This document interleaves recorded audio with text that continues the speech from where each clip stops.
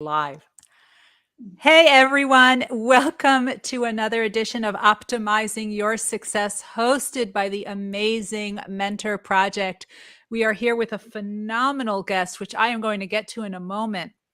But first, say hello to the high achieving crew, the person who actually introduced me to today's guest, Janice Lintz, who is the #1 change maker in the world with a special passion for those with hearing loss. And of course, Dr. Bruce Wiley, our writer, journalist, professor, systems modeler, computational digital health expert, who is also trying to model his new Mentor Project t-shirt. Very nice. Susie Katz, who is our award-winning photographer, and those who are following her now on social media will see some incredible photos from all of the struggles that are happening these days around the world. Of course, Dr. Debbie Heiser, the co-founder and CEO of the Mentor Project, the reason we are all here. Now, Devin Harris is not with us today because he is on a plane to Greece to give a keynote, but we are wishing him a safe flight, and we're hoping he will bring us some sunshine. Now, today's guest is super special, not just because he's one of the people who is featured in my book, The Success Factor, but he is, oh, there you go, Debbie, because he is an incredible person. Now, for the last 2 years, we have really been hunkering down and staying away from other people because of the pandemic. But once we started to go outside, many people actually traveled to some of the United States national parks. And there's one person who knows about the national parks probably more than anyone else around, because he was nominated by President Barack Obama and then became confirmed as the 18th director of the National Park Service. It is where he has worked for 40 years. And while he was director of the National Park Service, he oversaw 63 national parks. That's all the national parks. But I had just learned before we went live that while there are 63 national parks, there are 419 units of the National Park Service. So there's some places that are not considered parks, like Ellis Island. So how big is that area that he had to oversee? 80 million acres. Ladies and gentlemen, please join me in welcoming John Jarvis, the 18th director of the National Park Service. Hey, John. Hey, Ruth. It's great to be with you. Really, thank you. Sorry for that long introduction, but thanks. No, you don't apologize. That's not how we work here. Look, you made it into the book. That means you're a real deal. And thank you for including me. Absolutely. And thank you to Janice for introducing us, because it was an incredible conversation that we had.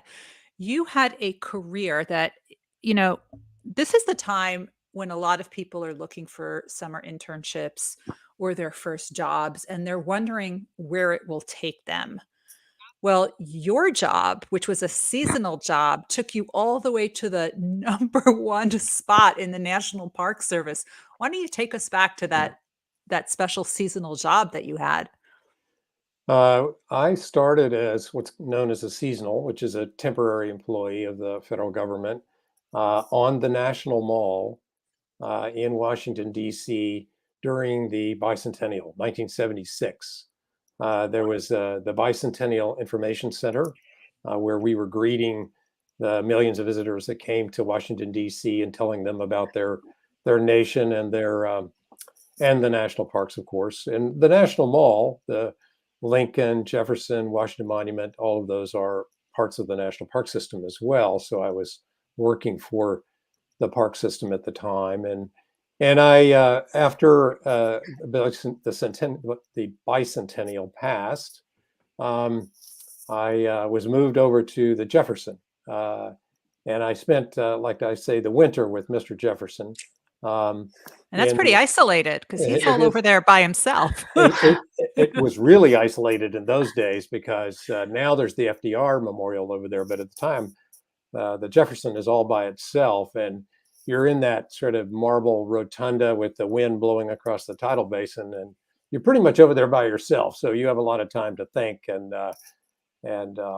absorb Jefferson's life and legacy to be able to talk to the few people that would show up there. But in a couple of years, I was able to transition into a permanent position with the National Park Service, a career position. So you didn't get discouraged by isolating times with your thoughts with Mr. Jefferson.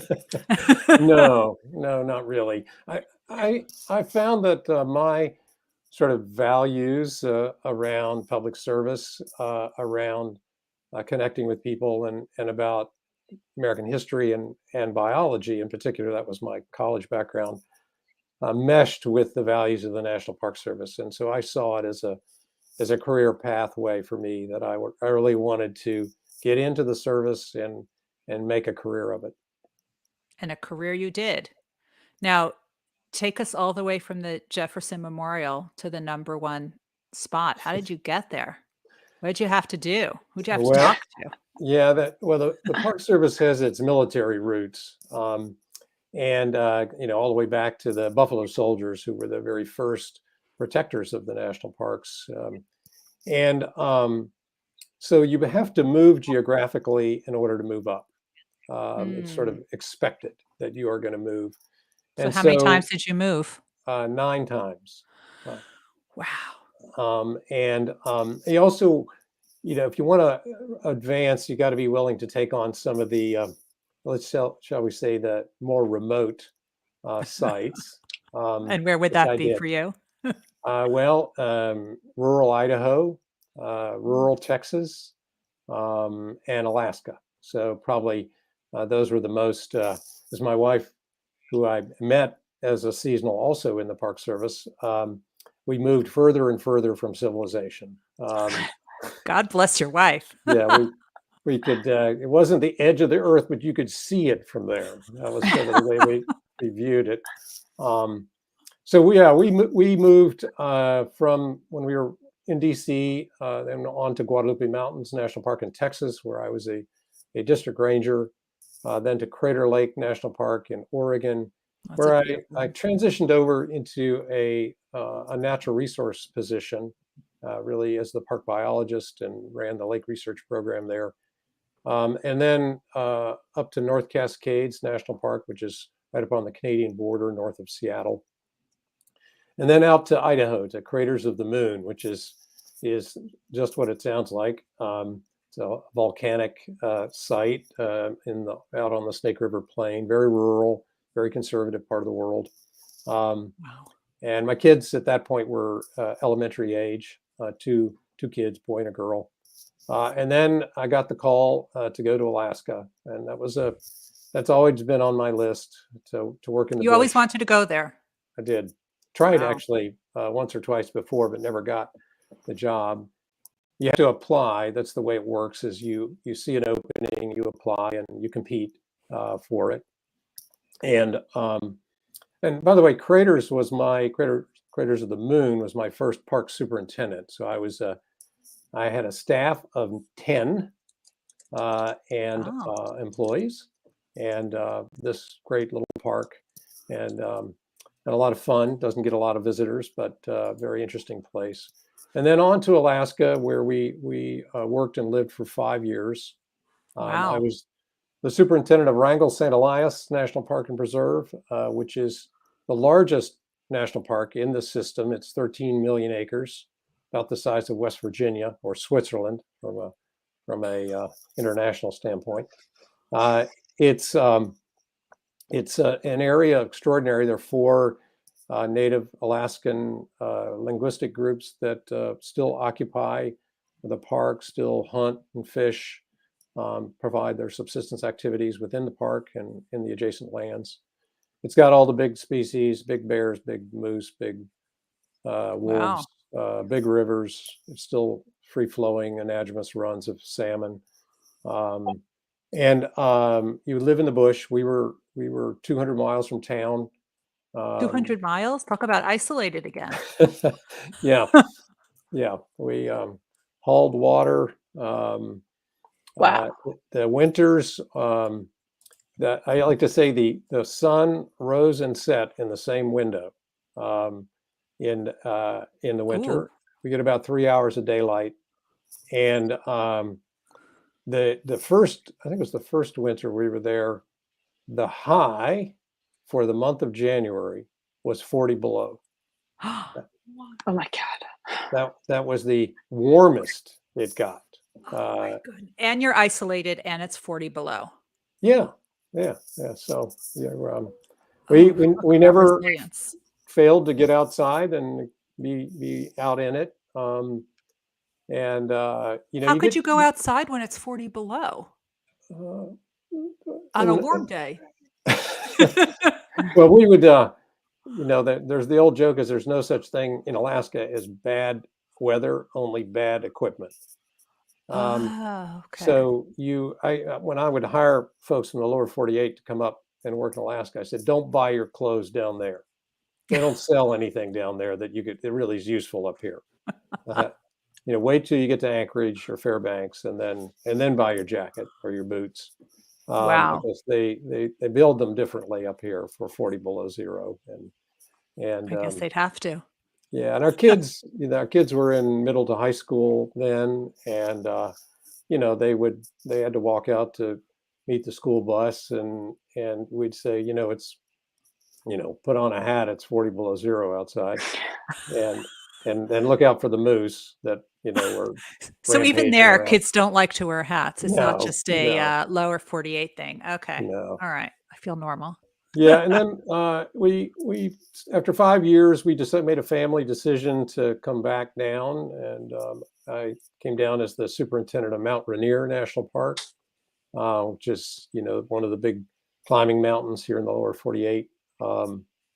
Very popular for Himalayan climbers to practice on the American climbers, and then I got in what's known as the senior executive program of the federal government, where you go through 2 years of training, and then you're eligible for the most senior career positions in the Park Service. So hold on a second there. So first of all, everybody who's watching, let us know where you are watching from and what kind of questions you have for John Jarvis. We're going to try to get them all answered here.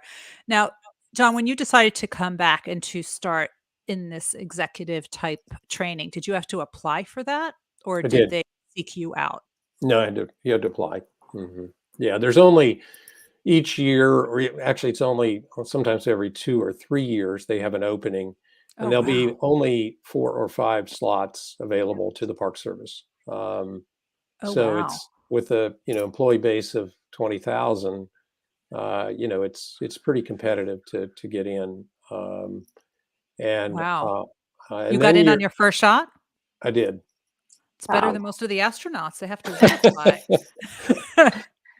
Wow, that's impressive. Okay, so I'd done my time, as they said. I had taken on tough assignments, and I mean that back to the sort of one of my principles around leadership is, when there's a really tough issue, stick up your hand and say, I'll take that on, and you may not solve it, but you'll learn a lot. And I had a bit of a reputation for taking on the tough issues, and so that won me a few chits, I guess. Janice, why are you laughing? Because I'm thinking, oh my God, that's why he had to deal with me.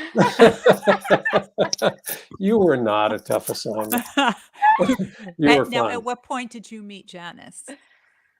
So when I was after Rainier, I was selected into the SCS Senior Executive Program, and after you complete the program, you are eligible for the SES positions in the Park Service. There are about 20, 25 of those positions, and one of them was the regional director for the Pacific West region. So the Park Service is divided into 7 regions, and the Pacific West are all the parks in Washington, Oregon, California, Idaho, and the Pacific Islands, Nevada, and then Hawaii, Guam, Saipan, and American Samoa. And I got that job. Geography's pretty good, John. Yeah, there was one point where I could rattle off all 58 parks in that region, but I can't do that anymore. And the other thing to remember is that we have parks on the other side of the date line, and so to talk to your staff that are on the other side of the date line is very interesting from a time standpoint, as I'm sure you've had to do that kind of international work. But so when I was regional director, I was asked to come back to Washington to serve as the acting chief of staff to the director. And the chief of staff is the gatekeeper for all people coming in wanting a piece of the director. And there was one of those people that wanted an audience was Janice. That's right. And that's so I caught for that those ball. who don't, you caught that ball and you dealt with it. And I think you made a lifelong friend I in did. the process. For those who don't know the whole story, Janice, do you want to give the very, very brief version of why you were reaching out to the director? Well, I had testified before the subcommittee in the National Park Service, now called the National Resources Committee, and access in the parks for people with hearing loss was not happening, specifically Ellis Island. And I had met with a lot of people. I had gone to Harper's Ferry, which produces a lot of the displays, and in essentially the national parks are very similar to a museum. And so I had met with various people at Ellis Island, at Harper's Ferry, people in Washington, and I was really, things were moving, but not at the pace I wanted. And I worked with another gentleman, Don Murphy, who was fabulous until he left the national parks. And then I was kind of lost because I didn't get a great replacement person to work with. So I was frustrated with my daughter's school. Well, Janice, hold on. Let's get everyone up to speed. You were trying to make Ellis Island accessible for people with hearing loss. Yes, for my daughter's school trip in her senior year of high school. Okay. And the park superintendent was not really anxious to do this and kept ignoring me. And so I decided this was unacceptable. And I sent then Secretary Norden, who, by the way, is that was mistake number one, ignoring Janice. Yeah, but the funniest thing is, by the way, Secretary Norden is a Renaissance Weekend person. I have met him since a Renaissance Weekend. And when he found out, it was like deer in headlights. So I sent a 17-page phone log to the secretary of every conversation, meeting I had, because when as you mentioned, I think it was in the book, I keep a phone log of all the projects I'm working on with the date, who I spoke with, a summary of the conversation, and what the next step is. And I sent that to Secretary Norden and said, what more as a mother could I do? And I'd like to send it with a scheduling request, asking for a meeting. And John is the person who called me back. Fabulous. And John made things happen. It was great. He's like, well, can you come to Washington? I'm like, okay, there I am. Wow. All right. Well, John. what Janice, triggered, I think, for us is, the Park Service had a lot of policies on paper to be more accessible, but they really had not followed through. And I'll tell you a little war story of my own. So when I was around accessibility, when I was the district ranger at Guadalupe Mountains National Park, which is the highest peak in Texas, which is not saying a lot. Texas doesn't have a lot of big mountains, but there's a trail, your classic desert, zigzag switchback trail to the top of Guadalupe Peak, and a group of paraplegics in wheelchairs came to climb that peak in their chairs, and it's not under any circumstances an accessible trail. And they had a base camp in the campground, and I was the ranger there, and I was taking care of them, and sort of looking out for everybody's safety during the day. And one of the men, not that was doing the climb, but was in the camp, was in a wheelchair, and he hopped out of his chair, and he said, and there were several other guys in chairs, and they said, "Let us give you a tour of your campground from a wheelchair." And so I got in their wheelchair and they took me around the campground. And it really opened my eyes to the barriers that we create, inadvertently, perhaps, but could be fixed with the right kind of leadership and the right kind of thought. And to make a long story short, the 3 of the individuals did summit after 5 days. We flew them off with a helicopter, and it was a fantastic, life-changing experience for them and for me in many ways, to work with them on a daily basis. And so I've always had a sort of core commitment around accessibility. And Janice raised this, very essential question that you're not living up to your own policies. And I said, well, then help us get there. So let's work together on this. Well, Janice did not need to hear that twice, I am sure.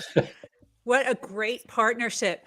Now, John Leslie from New York wants to know if you have had any encounters, if you have come face to face with a bear. Absolutely. Oh, absolutely. Not the answer I was expecting. Oh yeah. Oh Of yeah. course. Of course. Yeah, I spent several hours, very harrowing hours, being pursued by a large Alaskan brown bear. Hours? Hours. Yeah, the bear was within feet of me over a period of several hours, following me. This is a grizzly? Yeah, well, it to be a grizzly in the lower 48, same species, yeah. But this was a big one. These are in Alaska. They're a lot bigger. They're hardier. and so this was in Katmai National Park. When you see the pictures of the bears and the waterfalls and they're grabbing Yeah. the fish, there's only 2 places in Alaska that sort of you can go and sort of see that. One's Katmai, one's the McNeil River. This was Katmai, and I was upriver from that waterfalls, and wound up swimming the river several times. The bear swam right behind me, right along behind me, followed me all the way up to my cabin door. What are we supposed to do if we're ever chased by a big bear? Teach us.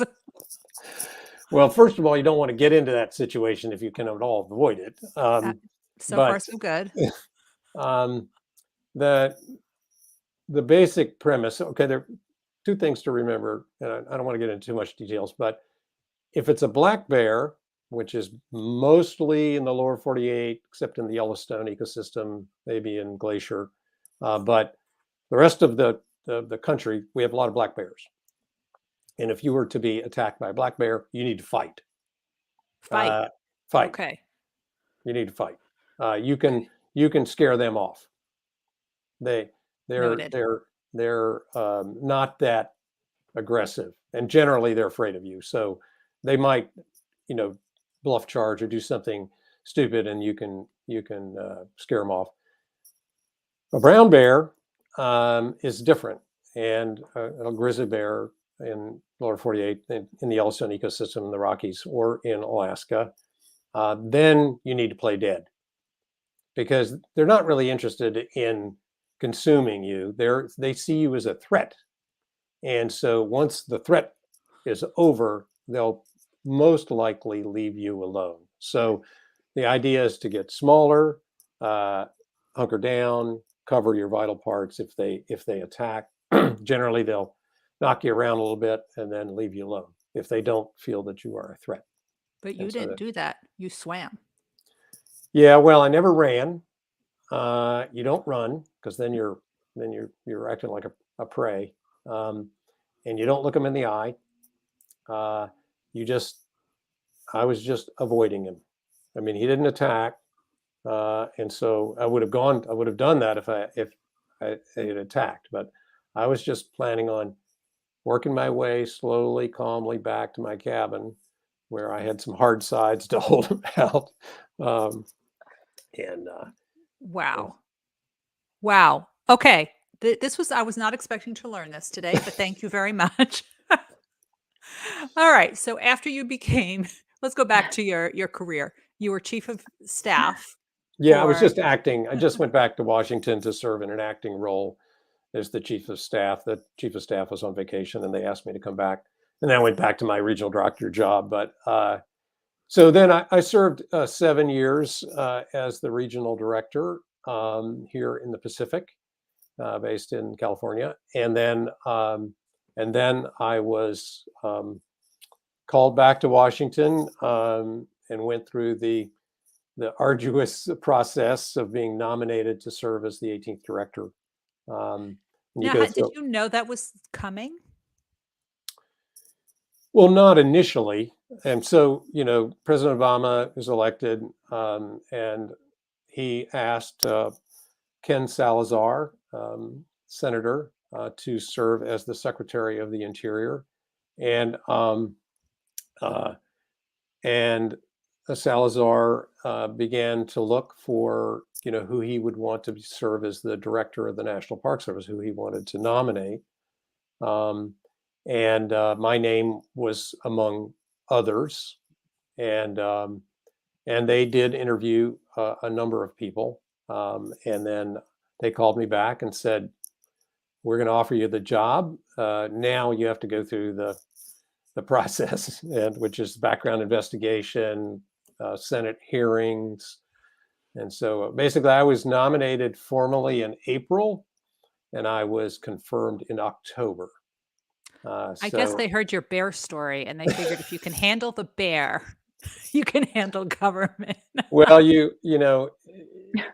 Washington, D.C. is a tough town. And, so you're going to go up there and get grilled, on the Hill about things that are of concern to the senators on both sides of the aisle. So, and I was fortunate. I had spent a lot of time on Capitol Hill in my previous positions. I knew a lot of the members of Congress. I knew a lot of the staff. And so I was able to do that. I basically moved back to Washington for that summer and spent it, working to answer questions from the senators and the White House. Of course, you got to go through that process as well. So now I want to know if you went back to the Jefferson Memorial for old time's sake. I did. I love them all. I even as director, because I had worked on them all, I actually know stuff, so, and it's one day I was walking on the mall with a reporter, like, one of the majors, and we're walking along, and would that be Bruce? Could be. This visitor, I'm in uniform, right? The visitor comes up and says, well, what time is the, Smithsonian open, and where's the nearest restroom? And, how do I get to the Lincoln?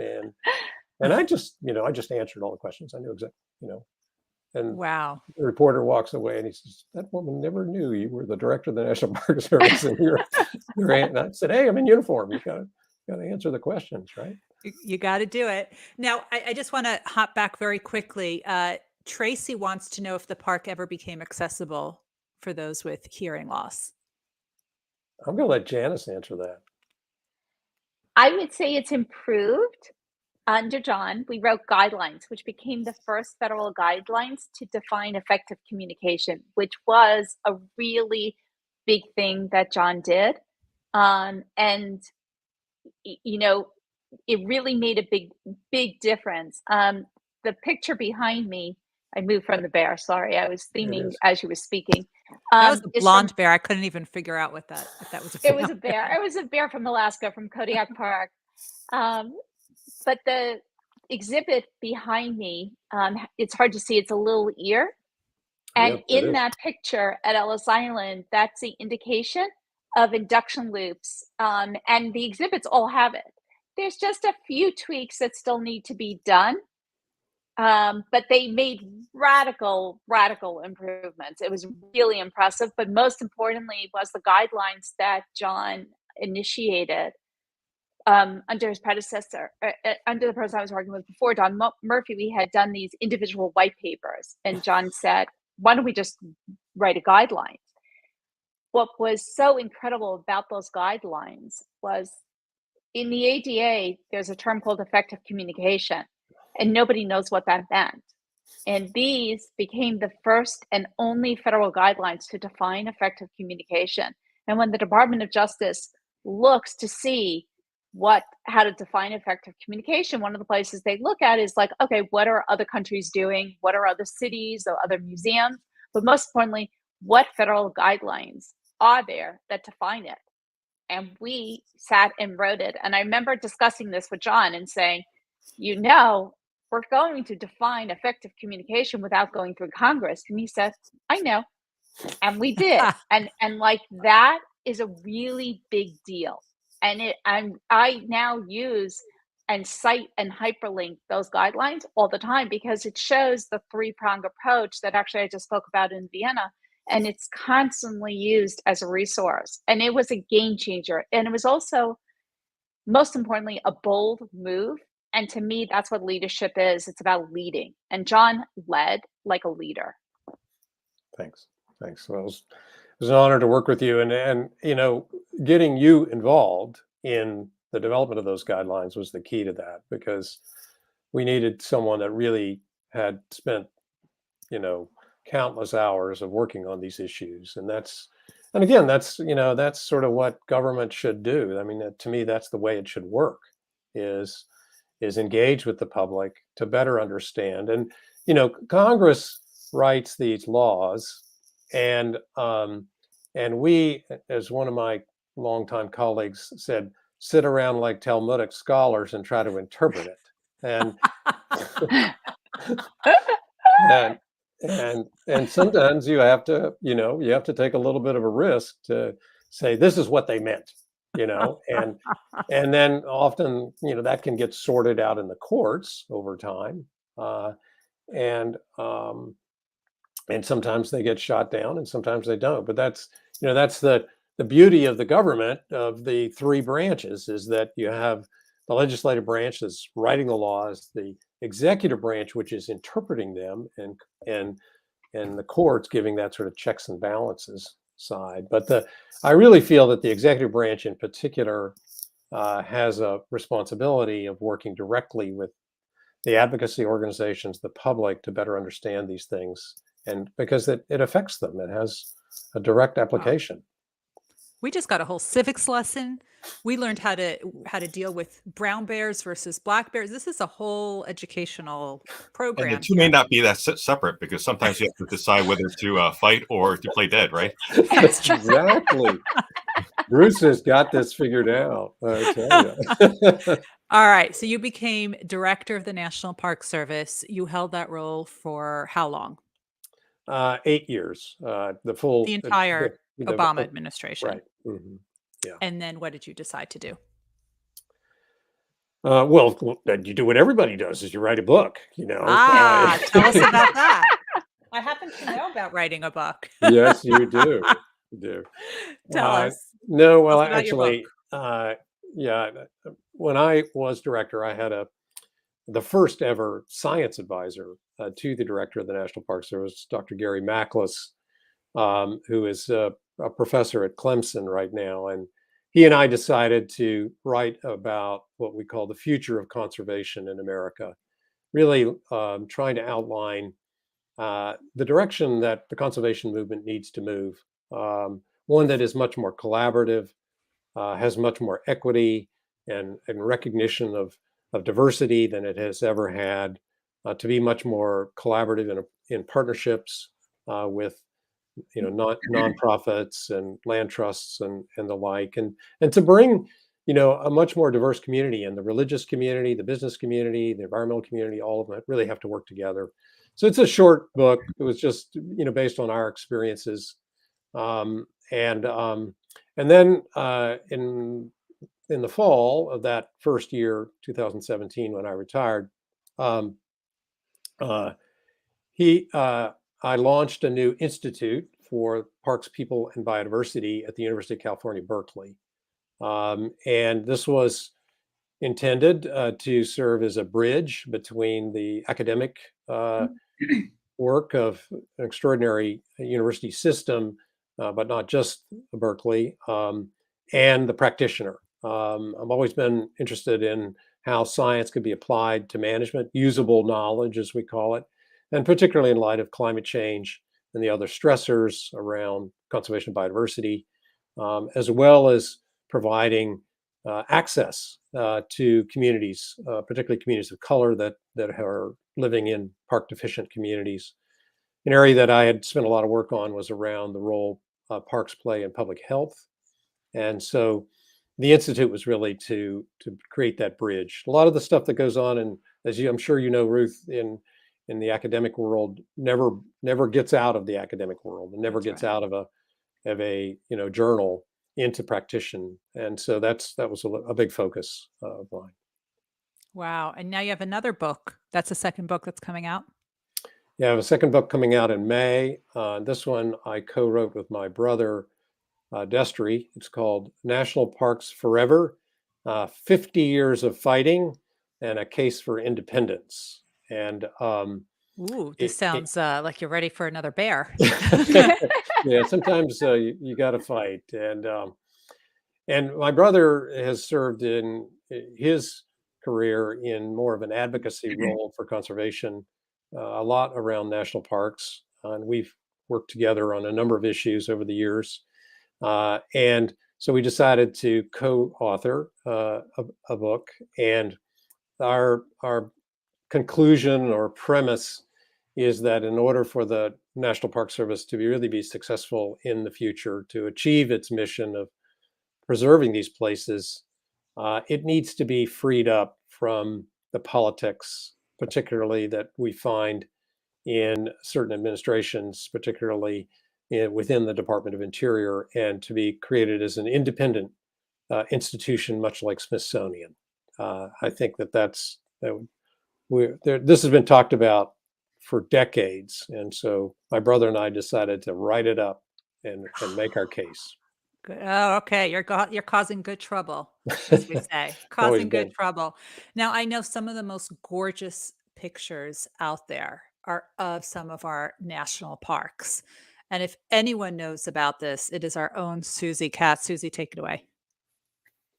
I really admire your work, and I love the national parks. And I know as a photographer, it's very, very difficult to really give a sense of place and to show what it feels like, not just what it looks like. And I know that you've worked with a number of National Geographic photographers, including Michael Nichols. They did a whole National Geographic publication on the national parks. I'm curious how you work with such photographers. Do they know where the places to go, or do you take them? How do you work collaboratively? And what kind of advice, other than don't get out of your car and chase the wildlife, would you give to amateurs? And it sounds like he can give you directions as well, all at the same time. Right. And how has that impacted your work? Well, the people that know the secret spots where you're going to get that Kodak moment, that perfect shot, are the rangers. And I served as a ranger and coming up through the system, and we know. And so connecting the photographer with a ranger is the key. And the ranger will take them, say, this is where you need to go. This is when you need to go, and then you need to be patient for that amazing sunrise or wildlife movement or whatever.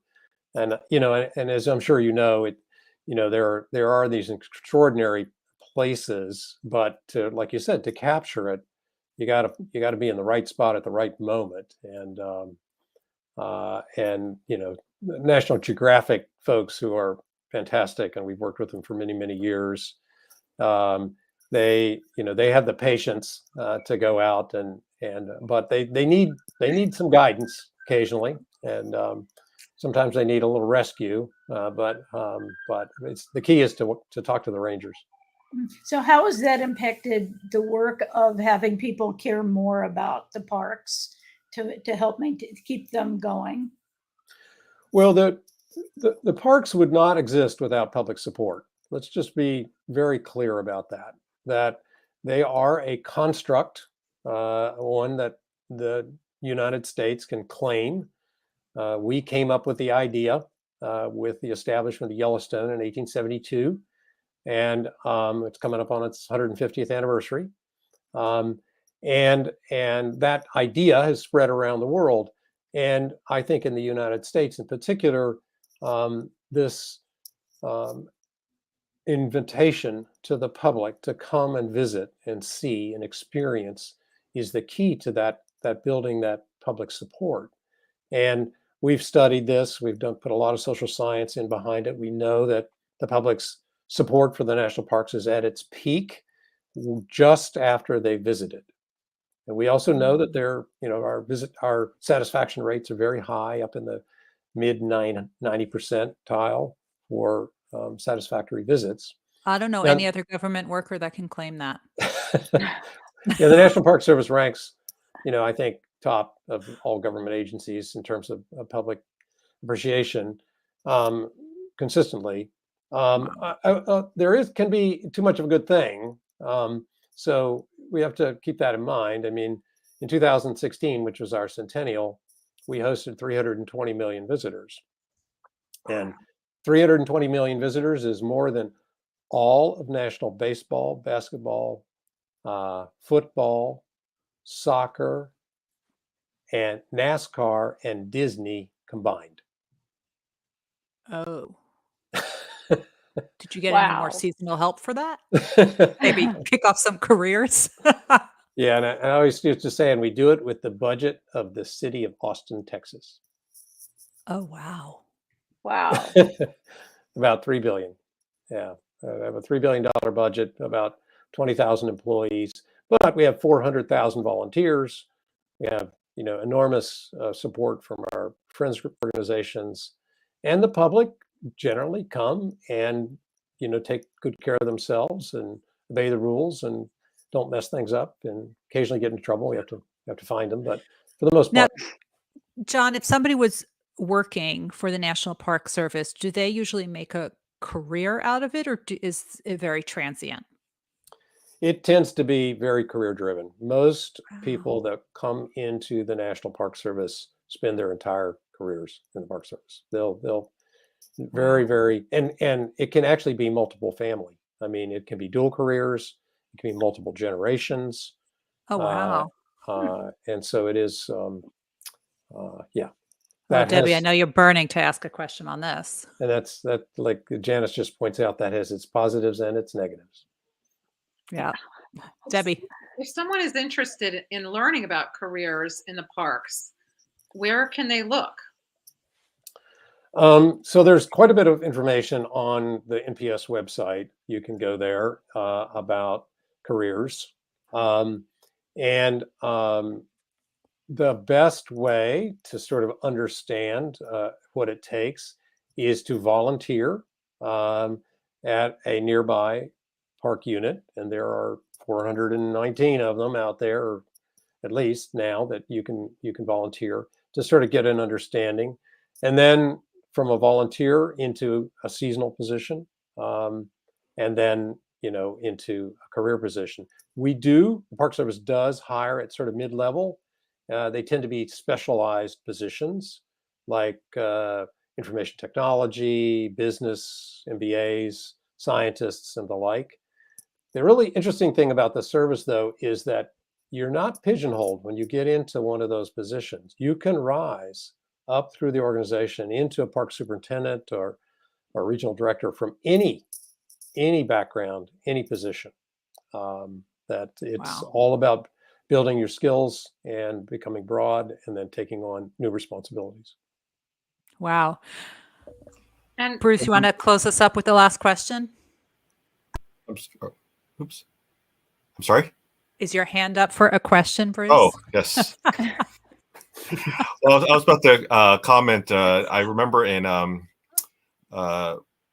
in business school, or in the business world, someone I knew took a career test and was trying to determine whether he should be a venture capitalist, a CEO, or a investment banker, and he came up with park ranger on the career test. And at first, he was like, "Wait, hold on a second," and eventually, I think it prompted a change in career. So, There you go. but John, I guess the question is, you know, I think it's clear. Like when you go to these parks, you realize the benefits of the parks and how much it can really help. Mental health, physical health, all these things. But you're talking about this disconnect where there's not, people recognize it, but then there's not enough funding and not enough resources directed towards it. So what do you think needs to change? Like what's the best way to get the word out there or help people understand this connection? Well, I think that that's a really good question, and it's one that we struggled with during the Centennial of the Park Service in 2016. We had this campaign, public awareness campaign called Find Your Park, and we were targeting the millennial generation as an investment strategy, basically to say, build a relationship with the millennial generation that will carry on as they advance in their careers as well and become more aware.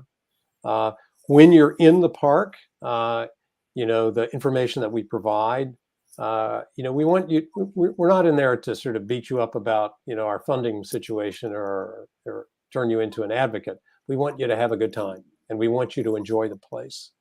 And to a certain degree, we rely then on the advocacy organizations out there to sort of make the pitch about why these places need to be protected.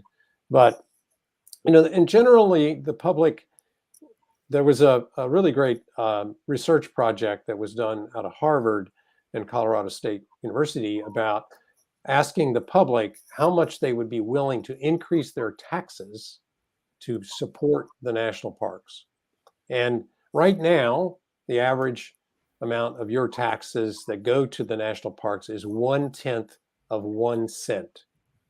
Okay, wow. Is what you give to the national parks when you pay your taxes. And the net result of that was that the public were willing to increase by hundreds of dollars the amount of their taxes to go to support the national parks. So the support is out there. It just doesn't translate up to the appropriators. That's really where the buck stops or starts, is within the appropriations committees on the Hill. And there are many demands out there, many mouths to feed by the appropriators, and the Park Service is just one, unfortunately. Wow. John Jarvis, you have had an incredible career. Remind us of the name of your upcoming book and when it's coming out. Yeah, it's University of Chicago Press, so you can find it there. It's actually pre-orderable on Amazon right now as well, but it's called National Parks Forever, 50 Years of Fighting and a Case for Independence. And, wow. That sounds like a good it'll be out in May. It comes out in May. May. Okay. So everyone go check that out. Definitely pre-order that book because it will definitely help John and his brother out to make sure that Amazon actually orders enough. It actually makes a very big deal. Everyone, thank you so much for joining us. If you really love this program as much as we love being here, please leave us a rating and review. We love it, and we love bringing you these amazing guests. Thank you to John Jarvis for joining us today, Dr. Debbie Heiser, the CEO of the Mentor Project, for making all of this possible, Sam Stone behind the scenes, who's making all of us look gorgeous and managing all the messages that keep coming in, Bruce Wiley showing off his beautiful Mentor Project t-shirt, Susie Cass always for the gorgeous photos, Janice Lintz for the introduction to John Jarvis and for the great accessibility all over. I'm your host, Dr. Ruth Gauthier, and we will see you next week. Bye, everybody.